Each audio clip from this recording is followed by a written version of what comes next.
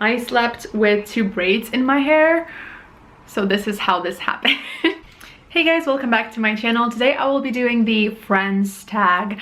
I was tagged by the lovely Margaret. Go check out her channel, she's awesome. And let's just get into this. So there's a question for every letter of the word friends.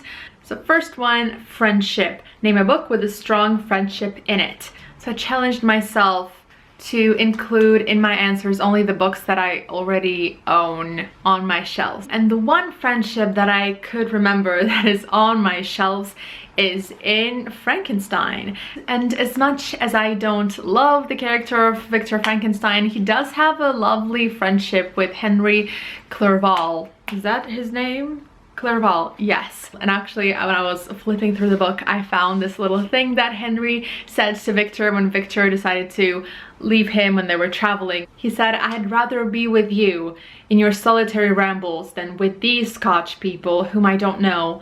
Hasten then, my dear friend, to return, that I may again feel myself somewhat at home, which I cannot do in your absence." Question number 2.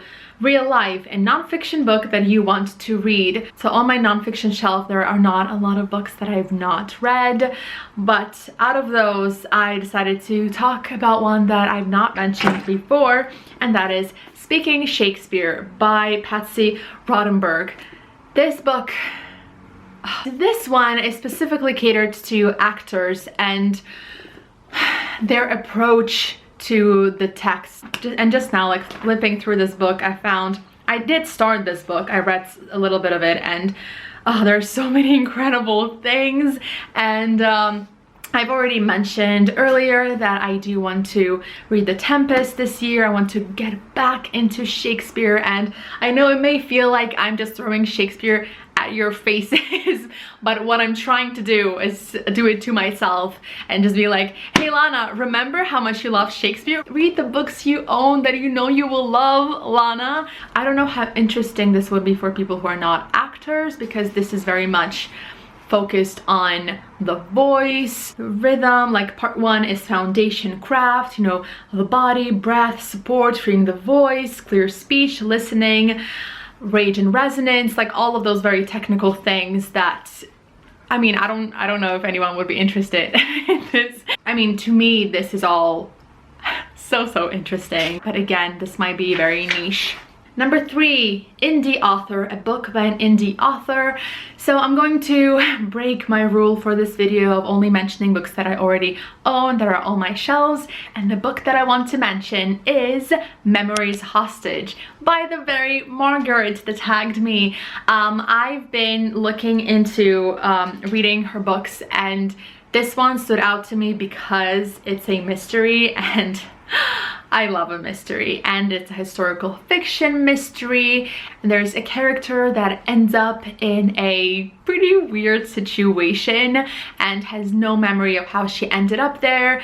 And I mean, I've read the reviews for this book and everyone loves it, and so that book is definitely on my like mystery historical fiction TBR. Next is Endings, a book where the ending made you scream. I forgot to prepare this one. That made me scream. Oh, I know. Okay, I'm back.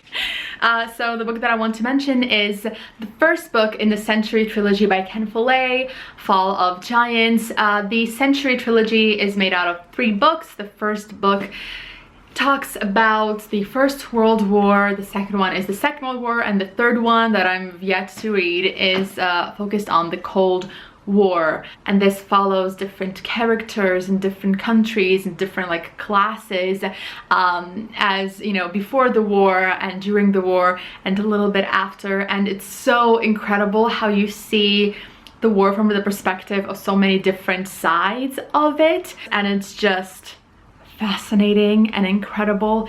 But this book sort of sets up the second book.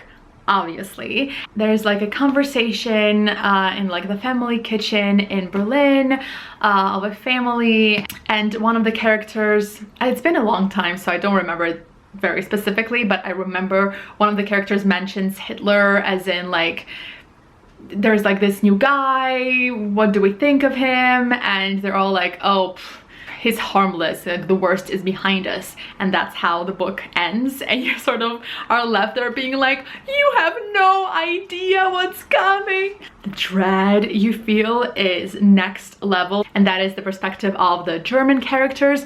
There are also Russian characters, and this book does go through the Russian Revolution and shows how it happened. And one of the like Russian characters in this book, he played like a large part in making the revolution happen, and in the end you can kind of see him being like, we did it, guys, oh my god, it's going to be so great, like this new country that is free of monarchy and of tyrannism, and yay. And then he like, I'm not gonna say what exactly happens, but he sort of like sees what's happening in the street, and you also like get that slow understanding of, oh, what have we done? And yeah, like this book ends on like that feeling, and wow. Next is a new book that you can't wait to buy. Again, I can't use a book from my shelves for this one, but I do really want to get The Devil and the Dark Water by Stuart Turton. I adored his book, The Seven Deaths of Evelyn Hardcastle. This was like a mystery with a little fantastical element, and this guy being in this sort of like classic British country house, and there's a murder, and then he wakes up and he doesn't know what's happening. He doesn't really remember anything about himself, and then next day he wakes up as a different guest in that party and relives the day again, and he slowly understands that he needs to uncover the killer in order to break this cycle. This book broke my brain just because I was trying to hold on to all the details, all the different things, and it's like, oh, it's noon, and you're trying to remember, okay, noon, that means that that other guy is there and that one is there, so it's, you're trying to keep track of everything that's happening, and it's phenomenal. I personally didn't adore the ending, but like the rest of the book makes up for it tenfold. Next up is a book which has dark themes, and I picked up two books for this one that I own. First is a book that most people know as Beartown. I have the UK edition, and the title is The Scandal by Fredrik Backman. I think a lot of people know this book or the story. It's a small town in Sweden that is relying economically a lot on their hockey team, and the glory days of the hockey team are in the past, and they're trying to reestablish themselves. And then one of the most like talented, beloved athletes in this hockey team that is supposed to save their town is accused of rape, and the town divides, you know, who believes who. And this was so hard to read.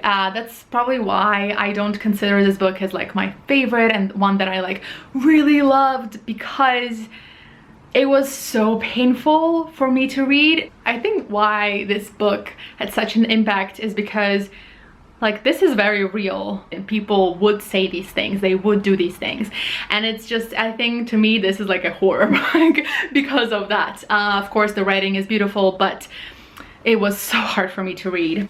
Everything is falling. And the book that I want to mention is Sarah's Key. I read this book many years ago, and it's still on my shelves. It's still one that I sometimes think about, and it has a dual perspective. There's the perspective of a 10-year-old girl, Sarah, in Paris in July 1942, going through the roundup of all the Jewish families, and she locks her baby brother in the cupboard and promises him that she will come back when they are released, and sort of the events that follow, the things that happen with her family and her. And then the other perspective is of Julia Jarmond. 60 years later, she's a journalist, and she's investigating the roundup that happened in Paris at that time. And there's like the link between the two timelines. I don't remember the plot too well, but I remember scenes from this book that like really have stayed with me. And yeah, I definitely recommend this book. It's not very long, and It's great. And the last one is share the love and tag some of your favorite channels. I have my post-its with me always. So I'm tagging Sun and Mood Reads, Emma from the Overstuffed Shelf, Sunny Luca, Potato Brian, John from Hey Listen Up, of course Amrita and Rosie, and what chapter are you on? I love all of these channels. And my voice just left, so definitely check them out. Anyway, thank you so much for watching, and I will see you in my next video.